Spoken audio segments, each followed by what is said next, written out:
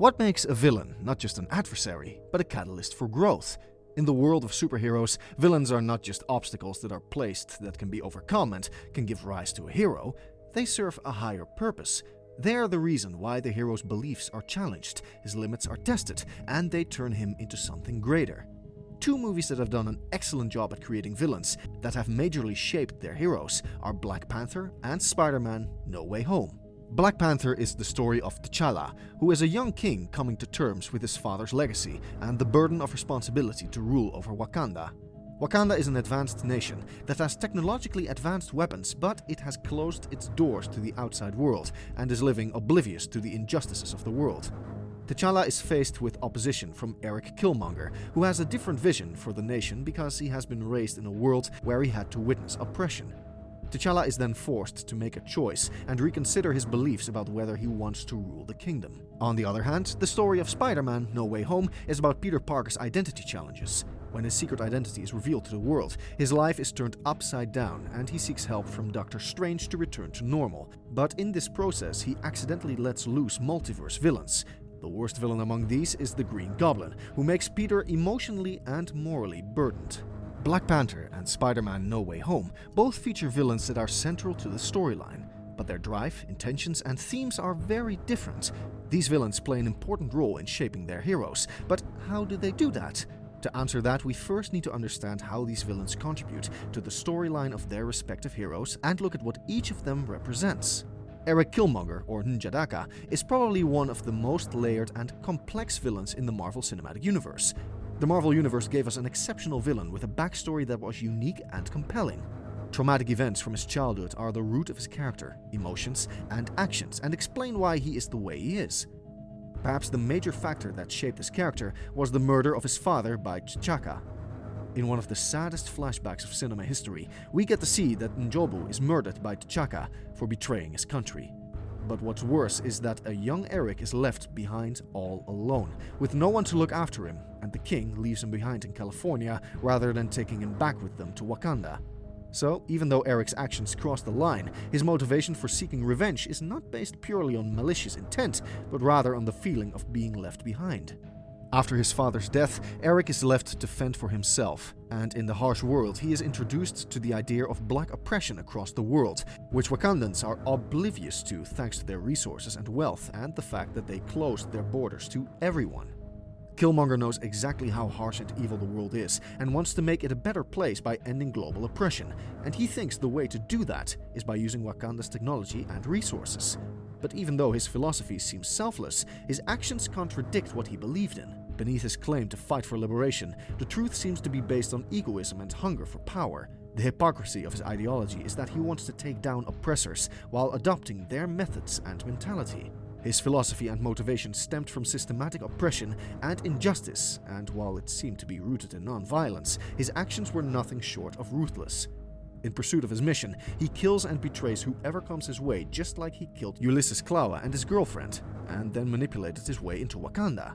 He then challenges T'Challa in ritual combat in an attempt to claim the throne, which is legal according to Wakandan tradition, but his subsequent actions show his disregard for the cultural and political stability of Wakanda. Moreover, by burning the heart-shaped herbs, he ensures no successor can inherit the Black Panther mantle, destabilizing the very monarchy he claims to lead.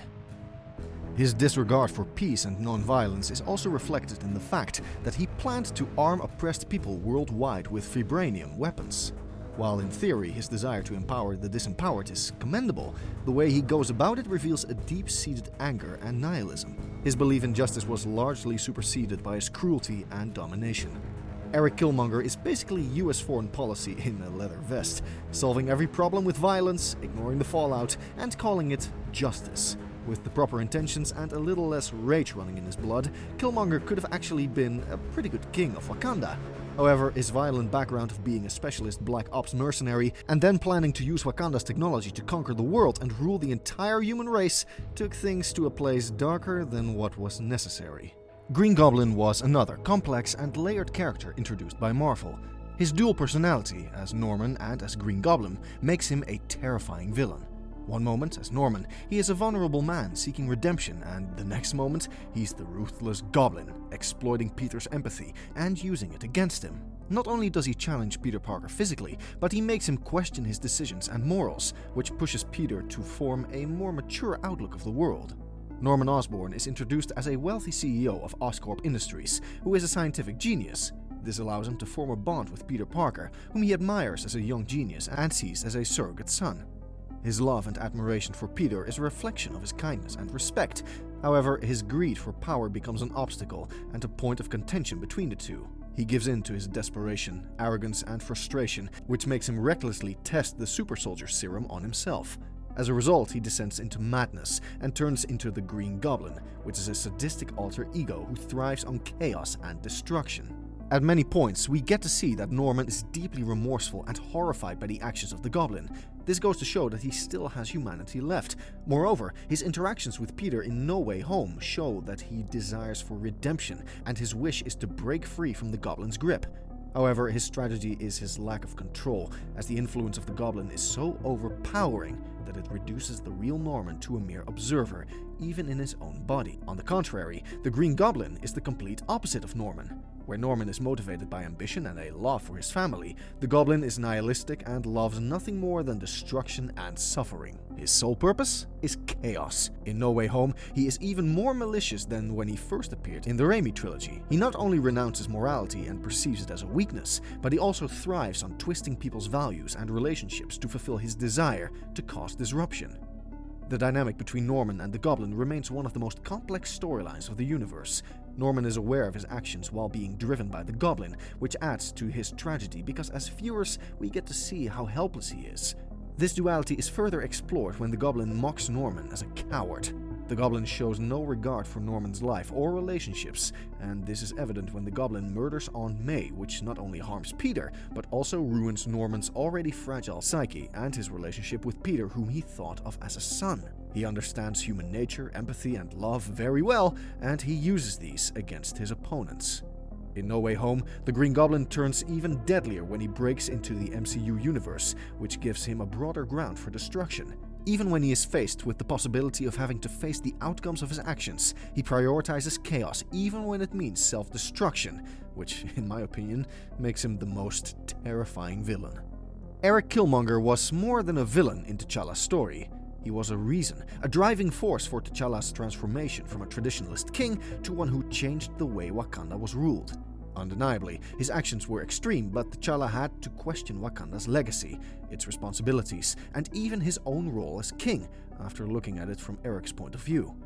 It is also worth mentioning that Killmonger's actions throughout the film are unapologetically violent and calculated, but they don't merely come from a place of revenge.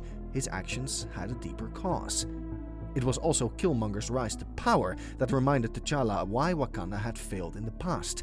Wakanda had also become an indirect contributor to the injustices by isolating itself and turning a blind eye to the suffering of people outside its borders.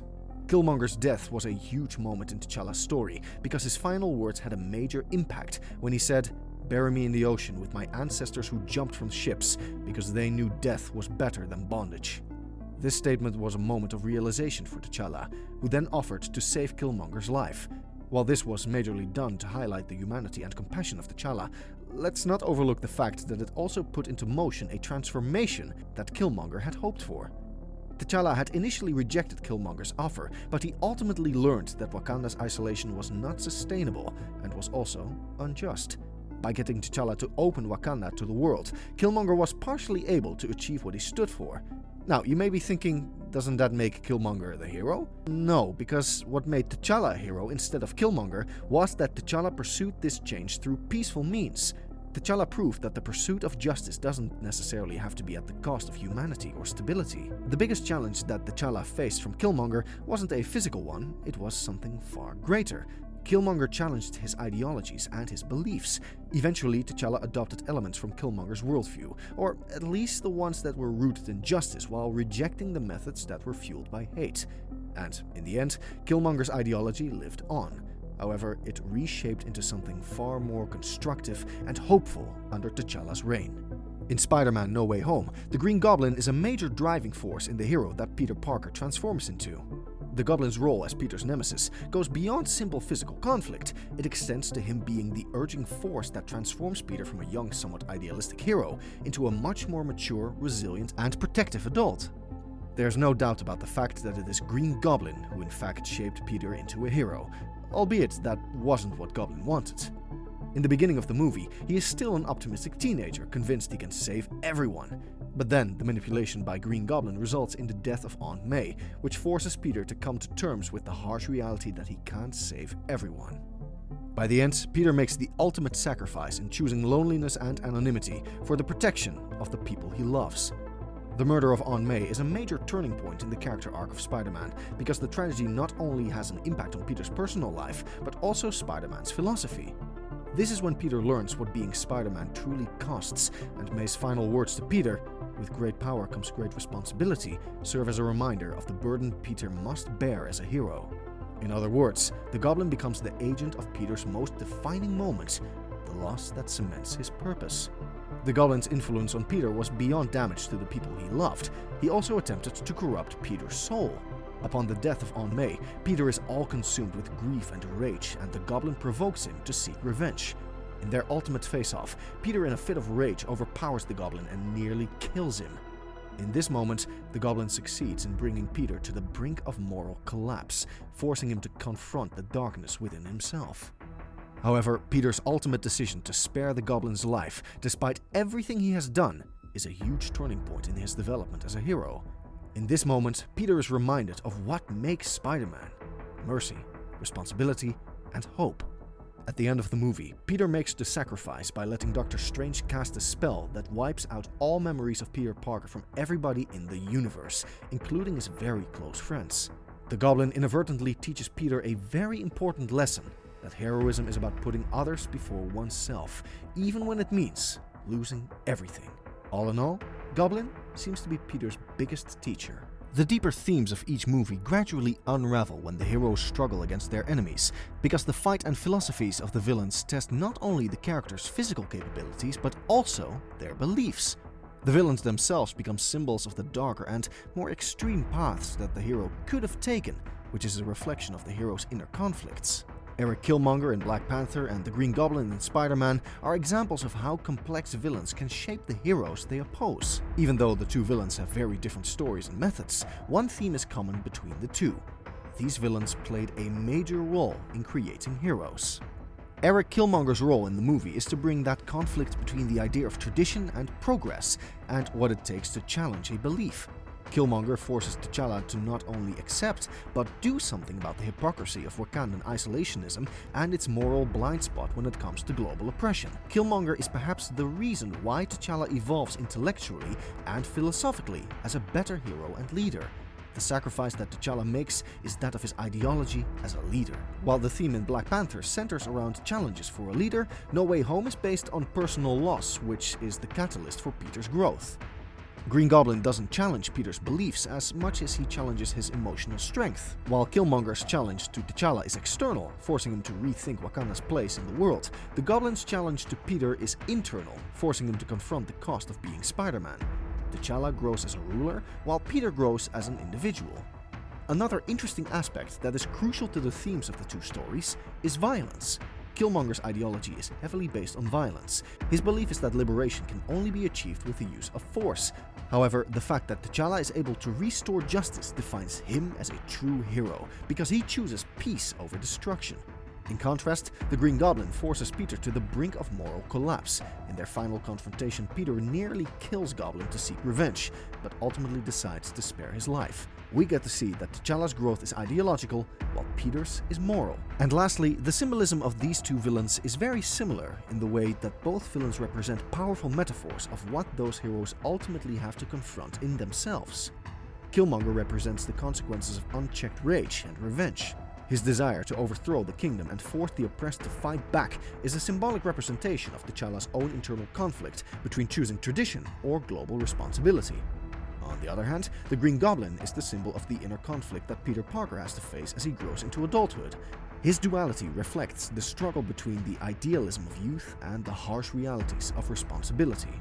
Killmonger and Green Goblin are both characters that force their heroes to evolve, whether by rethinking their values or confronting the harsh realities of their respective worlds.